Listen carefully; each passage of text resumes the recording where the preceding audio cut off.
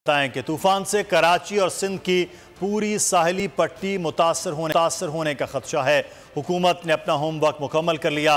अव्वलीन तरजीह 60,000 से जायद आबादी का इनखला है। वज़ीर आला सिंध मुराद अली शाह के केटी बंदर के दौरे के बाद तमाम मुंतखब अफराद और अरकान असम्बली की भी ड्यूटियाँ लगाई हैं। अगले 3-4 दिन बहुत अहम हैं। क्लाउड बर्स्ट जैसी सूरत हाल है।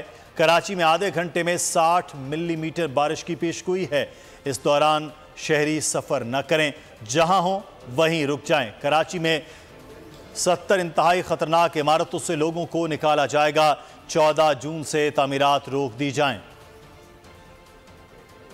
नॉर्थ ईस्ट टर्न ना करे तो फिर तो पूरा सिंध का साहिल, इवन कराची का कुछ हिस्सा इसके डायरेक्ट वो आई ऑफ द स्टॉक आ सकता है। हमने अपना होमवर्क किया। मैं ये नहीं कह रहा कि कोई हमने 5 स्टार फैसिलिटी सबके लिए बना दी है।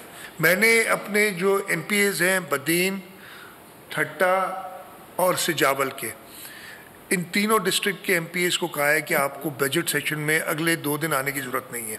सबसे इम्पॉर्टेंट चीज़ है कि लोगों को इवैक्यूएट करना। जो इन्होंने प्रिडिक्ट किया है कि वो कह रहे हैं कि तकरीबन आधे घंटे में 60 मिलीमीटर बारिश, यानी 2.5 इंच के करीब बारिश आधे घंटे में होगी।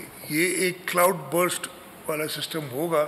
तेज़ हवाएं चले और तेज़ बारिश हो, बिला वजह घर से ना निकले, इसलिए कि वो नुकसान दे सकता है। 14 और 15 ये 2 दिन ज़्यादा सीवियर हैं। कंस्ट्रक्शन का काम बंद किया जाए। हमारी 70 मोस्ट डेंजरस बिल्डिंग्स डिक्लेयर्ड हैं, उनका इवैक्यूएशन प्लान भी बना रहे हैं कराची के अंदर। बजट 2023-24 की सबसे बड़ी ट्रांसमिशन बोल एक मर्तबा फिर सबसे आगे। वजीर खजाना की बजट तकरीर की सबसे बड़ी कवरेज 62% अवाम ने देखा बोल की स्क्रीन पर। Welcome back to the budget transmission. सबसे बड़े पैनलिस्ट और रिपोर्टर्स की बड़ी टीम ने बजट के लम्हे लम्हे की अपडेट से किया बाखबर अपनी अवाम को। में यूं कह रहा हूं कि एक तरफ ये ख्वाहिश है कि लोगों को रिलीफ दी जाए, क्योंकि इलेक्शन सिर पर है, तो कोई ऐसा बजट दे जो पॉपुलिस्ट हो। क्योंकि बोल रखता है खबर के हर पहलू पर नजर। बोल है सबसे आगे, सबसे पहले।